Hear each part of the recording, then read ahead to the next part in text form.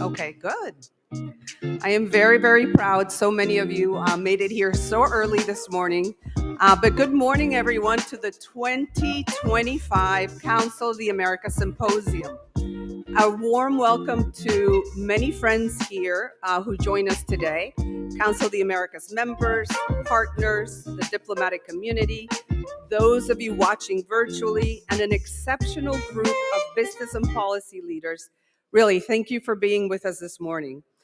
This year's theme, Driving Latin America's Future, Innovation, Competitiveness, and Global Integration, captures both our ambition and our purpose. As we look towards the region's future, we reflect on the remarkable path that has brought us here. Today, you'll hear from some of the region's most iconic visionaries and leaders, those that are rewriting the rules of business. As we approach 2026, Latin America's dynamic private sector is no longer on the sidelines of global strategy. It is at the table, making footprints on the global stage and undergoing an important transformation. But we must also be clear that while Latin America's potential is vast, it is not guaranteed. Structural inequality, infrastructure gaps, regulatory fragmentation, and the threat, as we heard this morning, of backsliding in democratic norms pose real challenges. To unlock the region's promise, we must match optimism with action, investment with reform, and partnerships with accountability. I think the question for all of us here is not if we engage, but how do we really want to lead? And for this reason, we've gathered here today over 500 international business leaders from all over the world to open key dialogue and forge what we hope will be important business partnerships that will continue to find solutions and pave the way for the Latin America I know we definitely deserve. And tonight, for many of you who are joining us, in a historic black tie gala dinner, we celebrate the 30th anniversary of the Bravo Business Awards. Yes. Yeah.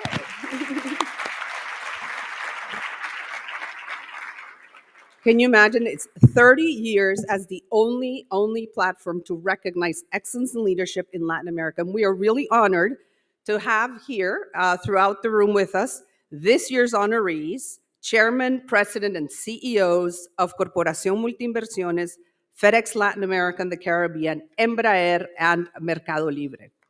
45 speakers from the globe will address some of the most important issues we face in today's very uncertain world economy.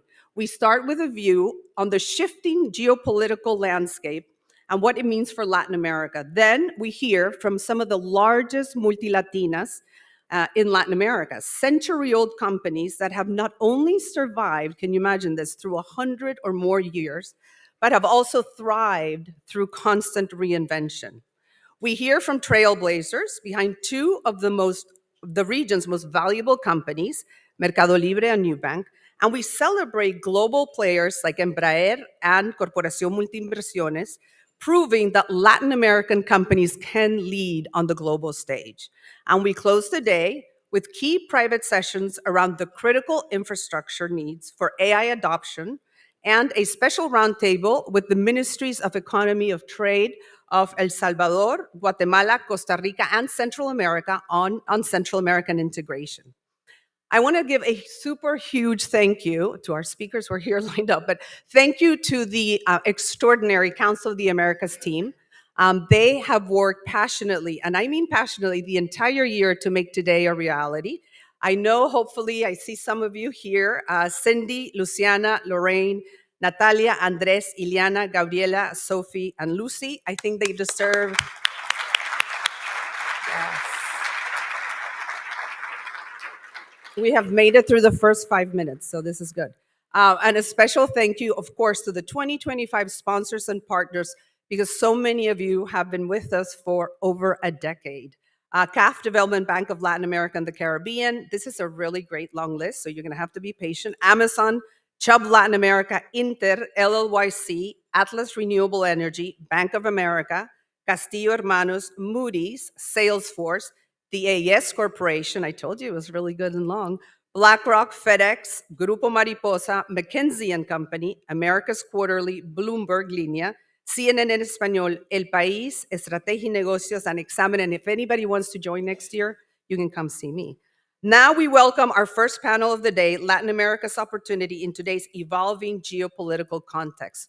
Featuring, by the way, as you'll see throughout the day today, many of our speakers are actually past Bravo honorees.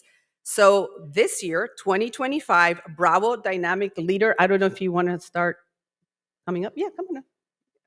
So maybe I'm going to say it backwards. No, let me say it the way I'm saying it or I'll get it wrong. 2025, Bravo Dynamic Leader of the Year, Luiz Vasconcelos, President of FedEx Latin America and the Caribbean.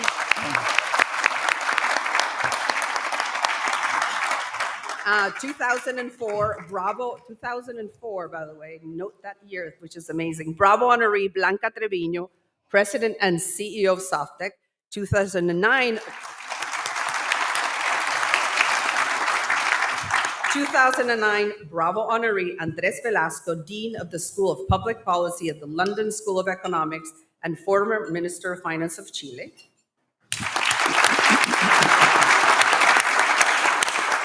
Shu, I hope I say your last name right, Nyatta? Okay, good. Shu Nyatta, co-founder and managing partner of Bicycle Capital. And that means we need to get you a Bravo. And our moderator, 2012, Bravo honoree Andres Gluski, President and CEO of the AES Corporation and Chairman of the Americas Society Council of the Americas. Thank you, everyone. We hope you enjoy today. Okay, well, good morning, everyone. And we have really an extraordinary panel with us today. You have their CVs in the packet, but it really is a broad range of experience that we have here. And what we're going to kick off is really talking about Latin America in this geopolitical moment. Now, Latin America has tremendous resources. One of the things that people don't talk about enough, I think, is it really has, its demographics are very good. You know, we still have a lot of young people, a big cohort of young people coming in. We have people who are skilled, I would say, in the new technologies. We have certain great advantages. We have abundant natural resources. We have some free trade agreements to the degree that they're being implemented around the region. What we're seeing today is that the geopolitical landscape is being shaken up. There's a real questioning about globalization. There's a real questioning about, what are the new trade patterns? There's a certain amount of retrenchment of the U.S. from the world. The U.S. had been the world leader. It's retrenching. You have an aggressive expansion, I would say, of China into the region. Latin America is a big exporter of commodities. China is a big buyer. How is that going to play out? And I think that we have to overlay this with what are like the two big challenges we're facing today, besides sort of the geopolitics and the trade agreements. One is global warming. It is happening. There's no question about it. Those of us who operate in, say, hydros or electric companies in Latin America, we're seeing the changes. It is a reality. Now, Latin America has the greenest energy sector of any continent. So to that extent, we have an advantage. But the second that we have panelists who are experts in this is really AI. AI is coming at us at an incredible speed. There's, I'd say, great uncertainty about how this is actually going to roll out. Personally speaking, I think there's not enough discussion about the sociological impacts of this. How are jobs, what jobs are going to go with this great new wealth? How are we going to make life better for people, not just be able to do great things? So kicking it off, let's start with the macro, with Andres Velasco, who has a lot of experience as Minister of Finance of Chile, academic. He's now at the London School of Economics, presidential candidate. I would have voted for you if I'd been Chilean. So the first question is, Latin America is often described as a region of great potential. And it's almost, the old joke is, we are the countries of the future and always will be. So in light of the changes that we're seeing now, what makes this moment different? Why are we going to be able to really embrace this moment and not sort of look longingly at the Asian tigers, and become, jaguars. So, good morning, everyone. Very happy to be here. Thank you, Susan and team, for this invitation. Look, as usual, I think there's a glass half empty and half full. The glass half empty is very simple. We are a region that is not big and rich enough so that we can grow simply by selling things at home. We have to sell things abroad. And Latin America benefits when the world economy is integrating. Latin American economies suffer from the world is disintegrating. And I think it's not an exaggeration to say that the world is maybe not fully undoing globalization, but globalization is not the final destination where the world wants to go anymore. The US, of course, is exhibit one in this, but there are plenty of other countries that are closing down. Europe is closing down. You can find examples in Asia. You can find examples in Latin America. That is bad news. The other thing that is bad news, of course, is that this is a world that is politically a lot more volatile. We Latin Americans have always been pretty volatile, and the rest of the world was less volatile. Today is not entirely, unfair to say that the world is just as crazy as we are. We look at the world and they say, oh, populism, we invented that. They're all imitating us. Great thing, right? So those are the bad news. What are the good news? Let me mention two. One is that the world needs what Latin America has. The world needs commodities for the green transition. If you're from Chile, the world needs copper. Copper is at 5. The world needs rare earths and special minerals. We have those. The world needs cheap energy for data centers. If we do things right, we have that. And potentially cheap and clean. We have plenty of sun and plenty of wind. And last but not least, the world is running short of water. And not every country in the region, but many countries in the region have that. So if we marshal their affairs in a reasonable way, I think, this is not a bad world in which to be living. And the last thing I'd say, I'm a macro person by training. I was a finance minister. I talk to central bankers a lot. I would like to think that we in Latin America have more or less learned the lesson that when the macro goes south, everything goes south. The fact that we have learned that lesson is not immediately self-evident. If you look at the numbers, Brazil is running a fiscal deficit of over 7 points of GDP. Colombia is, at 6 and something. But there's enough awareness in the business community, in the economics community, in the political community even, that inflation is undesirable, that if you're a politician, if there's inflation, you're going to lose votes. Central banks are sufficiently independent and highly qualified, even in countries in which the central bank gets a lot of grief from the president. Mexico, Colombia, central banks have shown that they can be independent. So I'm hoping that we will avoid the worst case scenarios when it comes to macro, and I'm hoping that we will use our extraordinary sort of endowment of resources to go back into the world. Is that a done deal? Is it open and shut? Are we sure? Not at all. And I think that's where the politics comes in. But we can talk about that later. Okay. Now let's talk to Luiz and talk about how's FedEx adapting to the change in logistics, supply chain strategies in Latin America, and responding to this deglobalization to some extent. Yeah. I'll speak to that in light of innovation, and I'll use Mexico as an example. Mm-hmm. If you think about the trade borders between Mexico and the US, it's the busiest border in the globe. It's 2,000 miles. It's almost twice the distance between Miami and New York. Every year, over 300 million people cross the border, over 100 million cars, 4 million trucks every single year. So it's the busiest border across the globe. And today, when you talk about trade, my friend Ariel knows this well, deliveries are counted by minutes and hours. So every minute, every hour counts. So we talk about a lot of energy, as you well know, about infrastructure, water, a fintech reform, but not enough about customs modernization, right? So if you look at the amount of trucks, stuck at the borders every single day because a piece of paperwork was not properly filled. Makes a huge difference in the supply chains across the globe.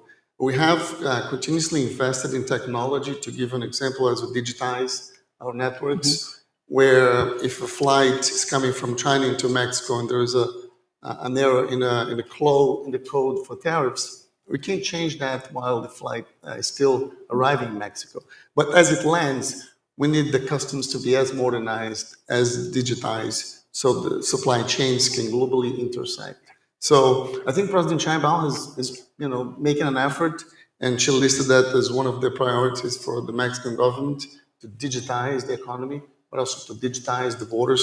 So I think from an innovation perspective, the private sector has made significant progress in technology, all the companies that are involved in logistics and supply chain, but we also need to make sure the governments are making the same investments and at a similar pace, so we can meet at the borders, make sure supply chains can be more effective for all of us. And again, today it's counted by minutes, by hours, so every hour counts. And the impact that I would say per dollar trade of the investment at customs, it's way far than many other investments we have seen and discussed in terms of infrastructure.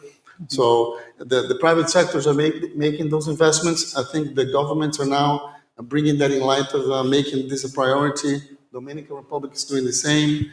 Some other countries across Latin America are doing the same. But I know it's going to take time. So we need to continue to have that dialogue, those conversations. I think the Council of America does a great job helping us stay closer to administrations so we can continue to press on that dialogue. And given that the U.S.-Mexico trade is so enormous, is the shutdown affecting you in any way, or are those employees exempt from the shutdown? Yeah, we tend to say that from a trade perspective, trade always finds its way. So what we have seen after tariffs is a lot more trade from Asia into South America and Latin America. So I was just talking to Ariel yesterday and to some friends saying that now we see Argentina, Chile, Ecuador, most of the countries in South America seeing the trade shifting. So China is bringing a lot more volume into South America, Latin America, the same with Europe. So again, it's a very complex environment, but at the end, trade will find its way. Okay. Blanca, we're going to talk now about Mexico. You're an advisor to President Sheinbaum and also the United Nations. Talk about sort of the strength of Latin America as a partner for the U.S. in this nearshoring, and what must happen to really seize this opportunity? First, buenos dias, bom dia. I think it's a great question. I always like to see things as opportunities. And I think it's unfair to have here Andres that is so experienced and so informed about politics. But I think you mentioned the kind of things that are needed to seize the opportunity that we see today. And in the past, I think they might think about Latin America and they would say proximity and low cost and things like that. But I believe now it's more about reliability, it's more about trust than anything else. And yes, we do have that kind of advantage that Andres mentioned about the renewable energy. That is very, very important. When you think about AI and data centers and things like that, I truly believe that Latin America has that advantage in many countries. I was surprised that OpenAI announced 2 days ago that they're making this huge investment in Argentina, 25 billion. So I think more and more they perceive Latin America as a region that has many different things. And also talent. Don't forget about talent. And in the case of, think about Latin America, we have every year something like around 1 million STEM graduates in the region. And so it's not about the number of graduates. Probably when you ask about seizing the opportunity, I think we have to understand that probably it's alignment. If we want to seize the opportunity related to AI, I think every government in every country, we have to understand that probably the education system has to change in order to be ready to seize those opportunities that are very, and probably because I'm in a tech company, that are very related to AI. So we have to align and probably think about upskilling, reskilling in order to have that talent that is today needed. yes, we can talk about trade, but when you think about AI, think about all the opportunities that we have. And what is needed, it's, yes, we have to have regulations and borders, policies, and things like that. But again, the huge opportunity today for Latin America, it's around that. We have to take advantage of, for good or bad, that we should be a very welcoming platform for those researchers, innovators that for different reasons, visas or whatever, they can't come to the US. And when you are able to attract that kind of talent, also you in a certain way create that environment related to innovation. So I think I'll focus much more in talent, in attracting that talent, in upskilling what we have today in order to be part of huge opportunities related to AI. And it's within our power to do that. Are you seeing big differences between the countries? And I'm sure in terms of preparedness for AI. So what countries would you say are really sort of the standouts? Well, I cannot deny that when you think, let me think about two companies that are amazing, and I think they were already mentioned. Think about Nubank. It started in Brazil. And many years ago, probably 2013, I think, I don't know if Christina is here, 2013. Think about fintechs. They started that many years ago. When you think about Argentina, we have Mercado Libre here.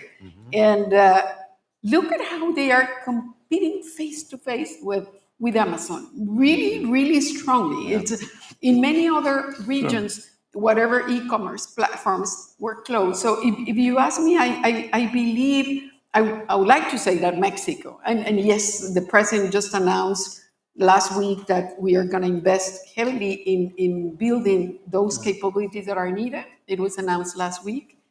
But if I'm going to be very honest, I would say probably Argentina is there, Brazil is there. When you take a look at the companies, from my perspective, that's the best sign of showing success around that. So I would like to say Mexico.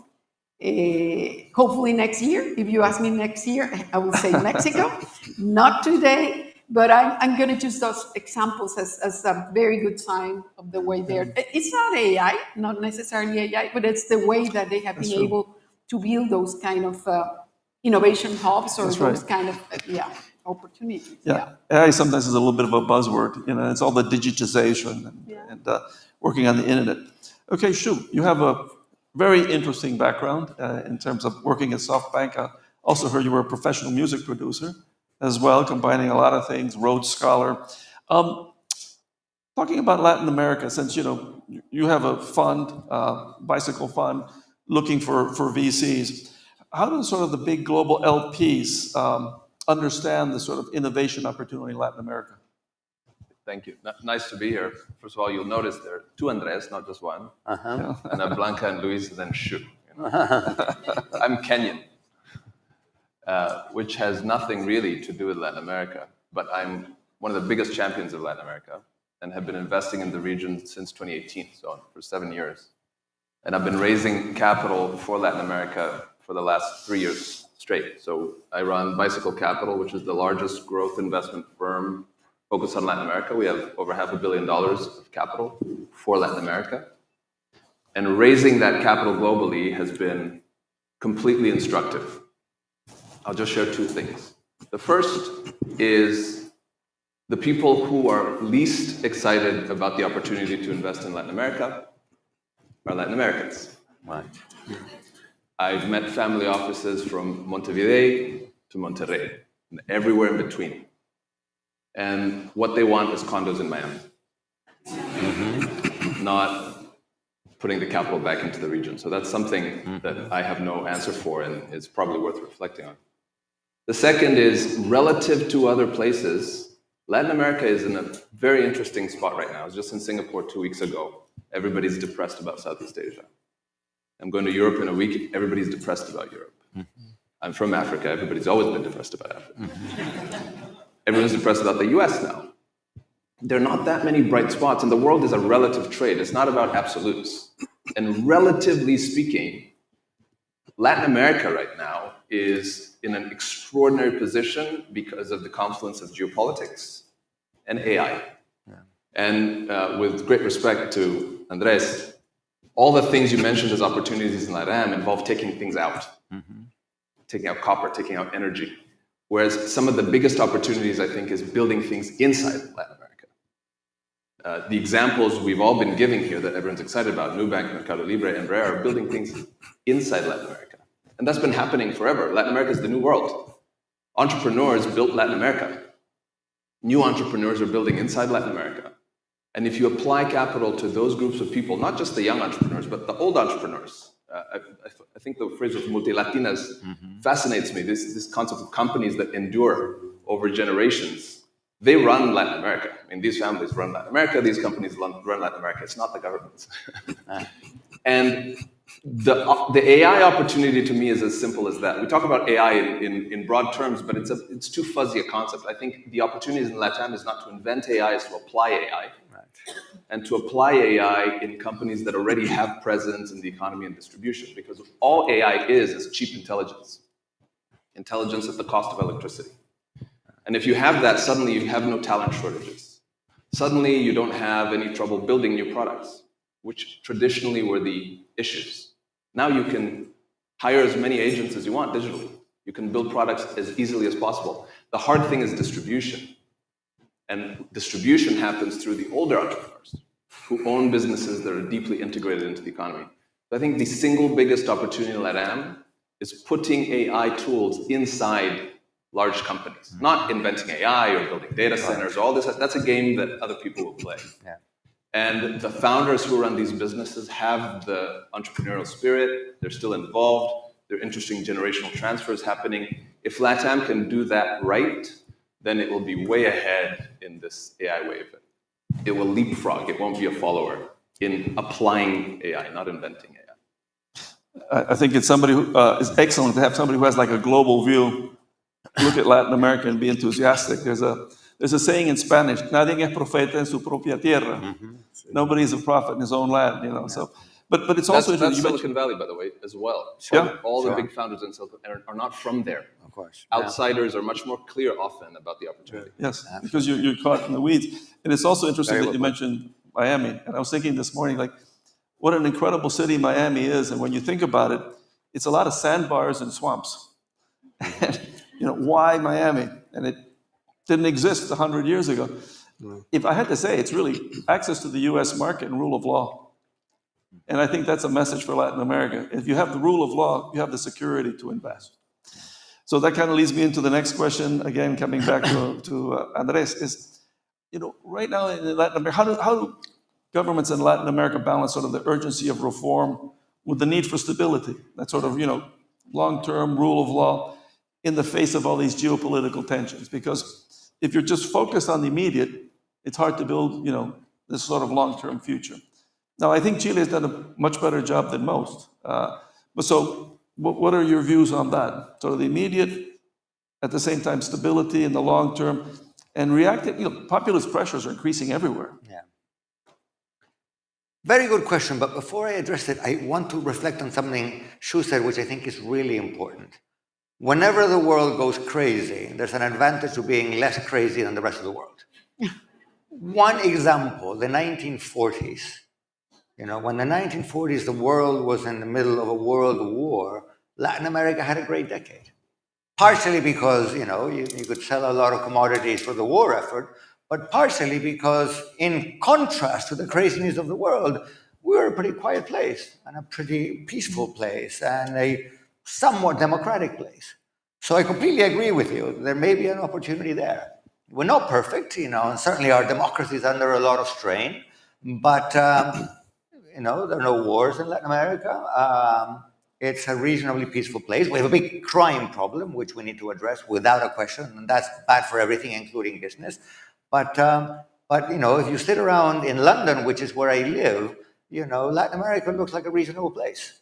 You cannot say that about many regions of the world. Now, reform. I think we all know that you need reforms to make the economy more efficient. Let's be honest, you know, we've been talking about big reforms in Latin America since probably the day the Washington Consensus book came out, and exactly 35 years ago.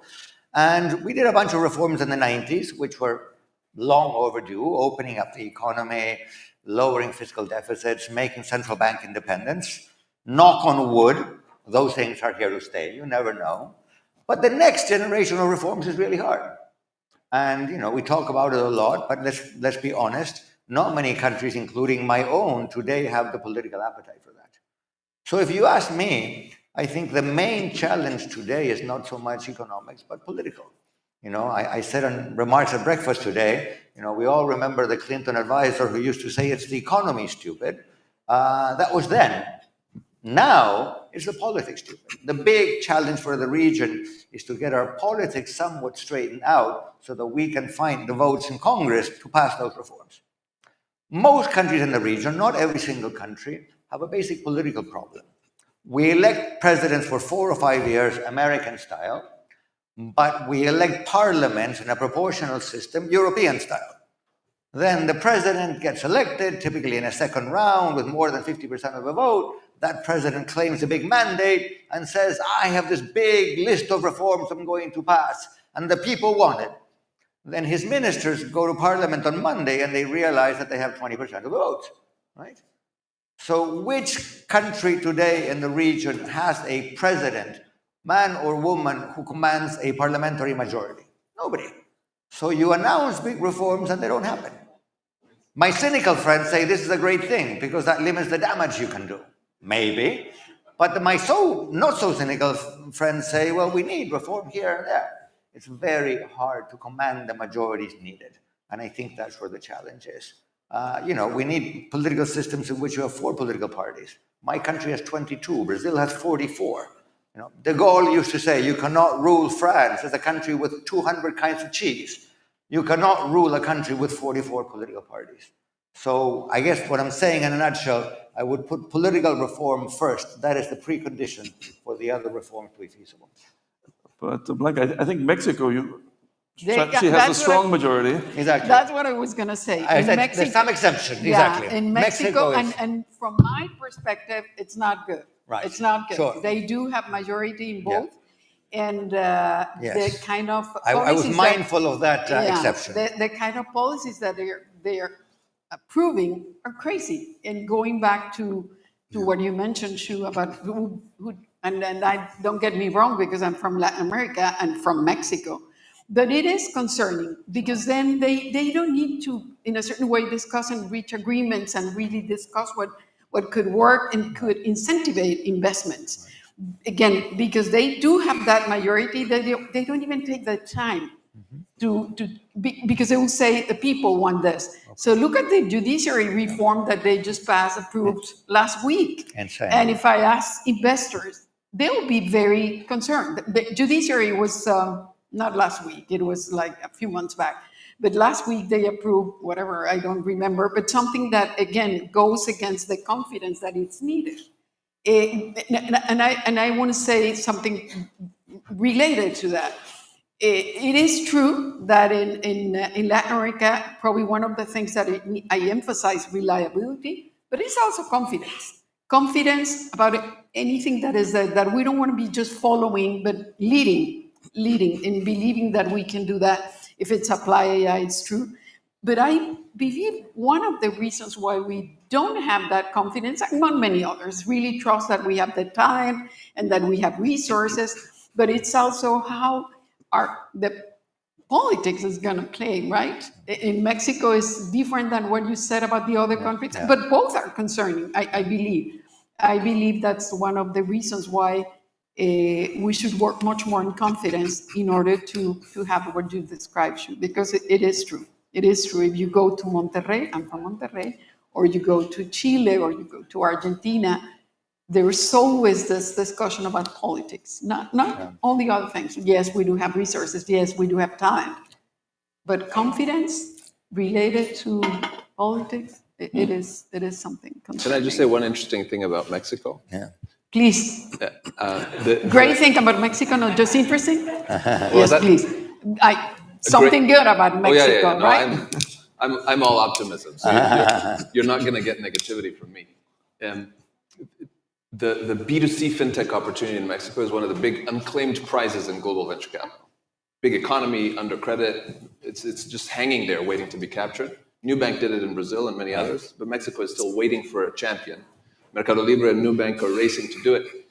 The list of contenders in Mexico to build the Nubank of Mexico, if you exclude Nubank, are a Russian team, a German team, a Chinese team, and an Argentine team, which is fascinating to me. Yeah. And they've raised hundreds of millions of dollars to do that. So again, it comes back to the point of sometimes you just need a fresh perspective to come in and say, this is obviously an opportunity. Let's go find the money. And let's come and build. And the macro, you have to be aware of it, but it can't put you down so much. And I think part of the issue is in Mexico, I was talking to friends in Mexico, in Monterrey included. Every Sunday they go and they have lunch with their family and their family's family, big lunch, where they have to explain what they're doing with their lives. And when the table is dominated by your tío and your tía saying, oh, but the politics and you'll never be able to, and this and that and the other, no one takes risk. And that cultural overlay is what you're liberated from when you're an outsider. Mm-hmm. True. I cannot deny that because it is true. It is true. I would like to ask Luiz really about the small and medium enterprises. Because there's a lot of focus on the big companies, but I think is what you were saying that there's much more sort of trade, you're seeing much more trade happening between Latin American countries because to some extent the American market is less open than it was before. So how are you seeing that as what are you seeing? Because you have a privileged view about the small and medium enterprises in Latin America and, how are they evolving in this environment? Yeah. The SMEs are a topic that is very close to our hearts because we work very closely with small and medium companies across the region, but also across the globe. We operate in 220 countries. So we see trade moving, shifting every single day across the globe. But if you think about the data points, which is important to give context, specifically for Latin America, 99% of the businesses are small and medium-sized companies. 60% of the jobs are created by small and medium-sized companies. Close to 20% of the GDP is allocated to small and medium-sized companies, but only 10% of trade is allocated to small and medium-sized companies. So look at the potential. 10% of trade and 60% of jobs. So for every percentage point that the trade will increase with SMEs, it's a percentage plus in job creation, right? So if you see examples across Latin America, for instance, of SMEs that were able to expand, for instance, because of technology. We see flower producers today, whether they're in Ecuador or in Chile, that can deliver flowers, fresh flowers, in any domicile in the United States within 48 and 72 hours. So they don't rely on the intermediaries anymore because now they can rely on the technology. They can open a website, a small farmer in Ecuador, in Colombia, the website is up and running. Anyone in the US can double-click, purchase a bouquet of flowers that could be at their doorsteps in 48 to 72 hours. We have examples of artisans producing alpaca ponchos in Argentina, exporting to Luxembourg. The small wine producers in Colchagua, Chile, exporting to Poland. So the digitalization of the economy, but also of the supply chains, has incredibly helped the SMEs. I think the governments have also tried and still trying with Pro Chile, Pro Dominicana, Pro Colombia, trying to promote more trade and facilitate trade. I would think AI will also play a significant role, especially when it's more pulverized and more accessible to smaller companies. So the game will be a little bit more leveled in terms of access to information and digitized trade. So again, it's a topic that's very close to our hearts. We've been working closely with the regions to provide more information, more technology, to see more growth within SMEs. There's a huge untapped potential also in regional integration. We don't trade as much within Latin America. If you look at regional integration across Europe, it's between 65, 70%. The same in Asia. In Latin America, it's only 15%. So we don't trade as much with each other because there are so many complexities within the customs and trade barriers, which I truly believe technology will continue to play a significant role. So we're very optimistic on SMEs. We continue to invest in SMEs. Again, it's a topic that's close to our hearts. I think there's a huge untapped potential because those are the entrepreneurs fighting the fights every day in a game that's still unleveled. and the more access they have to the technology, I would say that 10% becoming 15%, it will be huge in terms of growth in GDP for the economy, and also an important social aspect because you bring more of the informal economy into the formal economy, so people can benefit more from that. I'd like to ask Blanca, I mean, one of the things that, are you seeing sort of like using engineers, because of the internet and being able to do it offline, sort of, distance is dead. Are you seeing that? Because my own company, we use a lot of talent in Argentina. And, a lot of things that we used to do in India, and same with programming, we actually do it better in Latin America and in Argentina. And the great thing, they're on the same time zone and, more, let's say, a lot of our companies are in Spanish, so there's a lot of cultural affinity. Are you seeing more of that happening? Well, probably you do remember that we created the nearshore concept as a trademark. So in late 90s, we said, why, if we're so close to the US, we should not be probably playing and providing services from Latin America, not just from Mexico. Yes, we started in Mexico. But yeah, we are a global company. We have delivery centers in India, but we always emphasize all the advantages of nearshore. And at the beginning, it was tough. Think about late 90s, and they will always question if there were enough engineers or talent from Latin America. And we tried to tackle the deficiencies of the offshore model, but being very clear that in Latin America, they could find the talent that was needed. Not just the number of engineers that we graduate, but more and more, I truly believe that they perceive that. When we launched that, it was tough, very, very difficult. But today, you see, certainly in Mexico and in other countries, companies from India deciding to operate here to offer services. So to your point, yes, just look at the number of graduates that we have. And we can support, I'm going to talk about Softtek, that's what I believe. We support airlines like Southwest or Meta or retailers like Walmart or banks like Citi.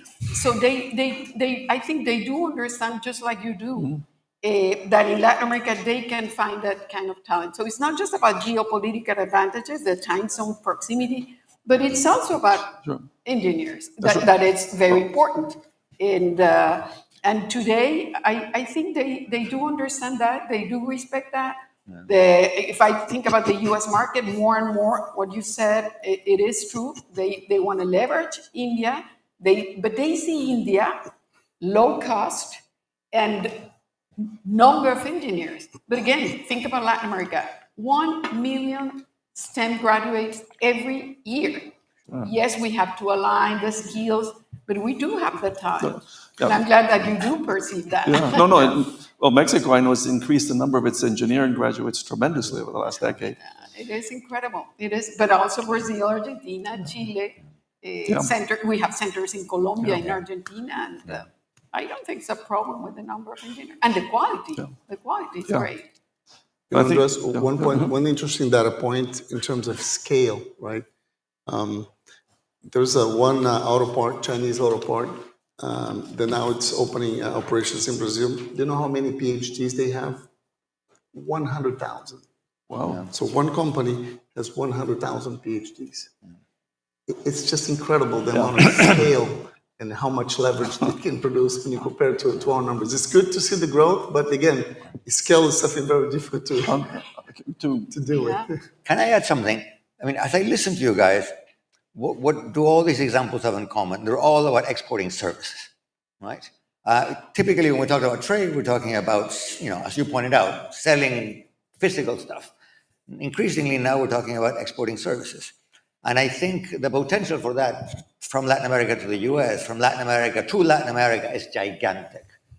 Now, I would add one other potential, which hasn't, you talked about India a little bit, so partially. To what extent can Latin American companies that get good at providing a service in Latin America use those skills to provide them elsewhere? If we are good at providing, services in a somewhat more, volatile environment with, not so good infrastructure, well, if you can do it here, maybe we can do it in Turkey, maybe we can do it in Africa. And I was talking to a friend who works for a Uruguayan company that, grew up doing payments in Latin America, and suddenly they realized they could do payments in Nigeria, and they're doing very well. So You're absolutely right. We don't simply want to be exporting copper or bananas.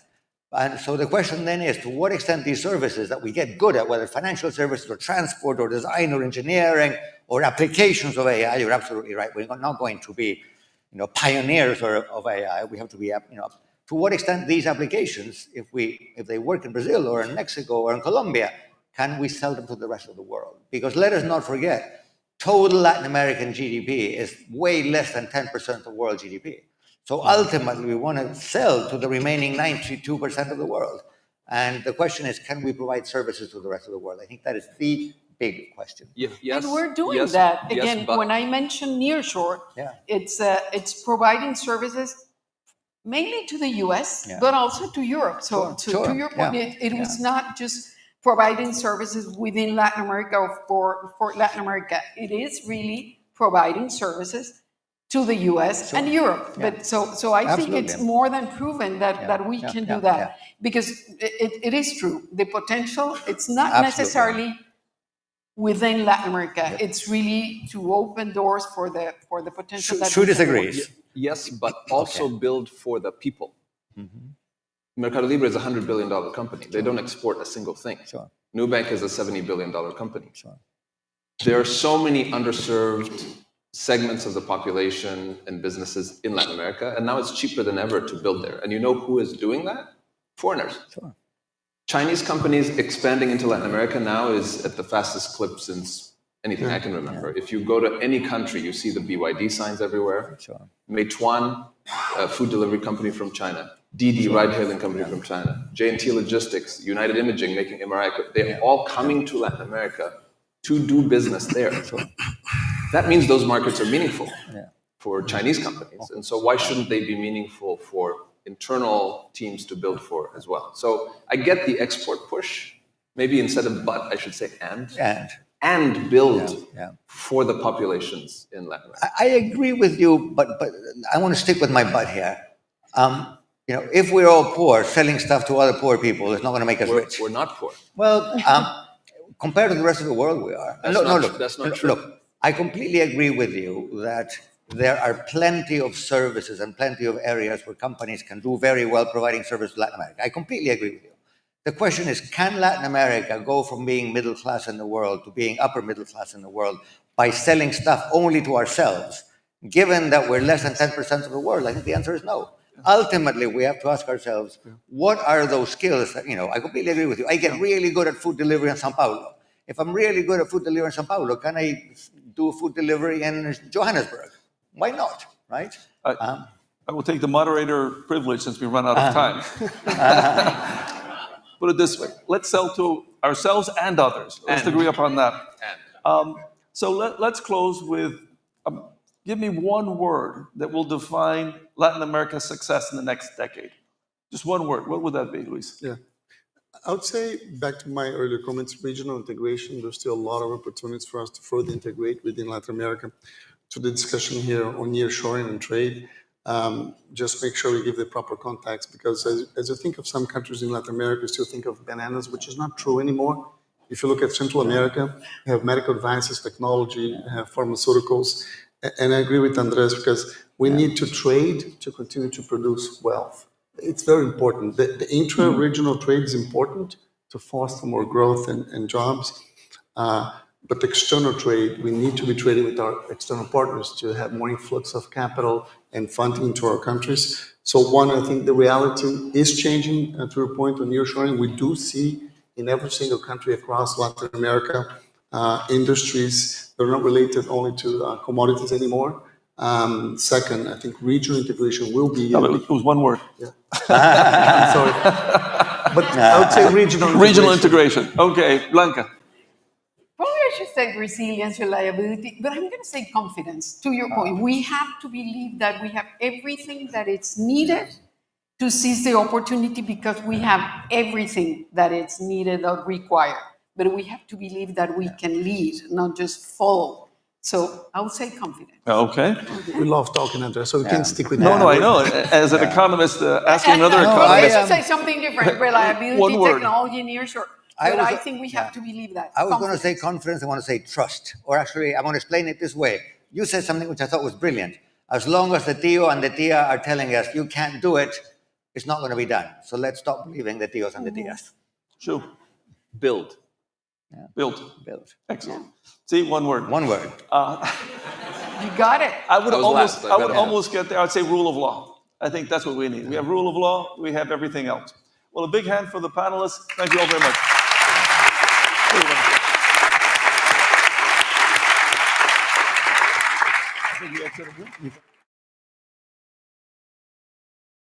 Gentlemen, we now present the Bravo Dialogue, Legacy and Leadership, a century of Latin American excellence.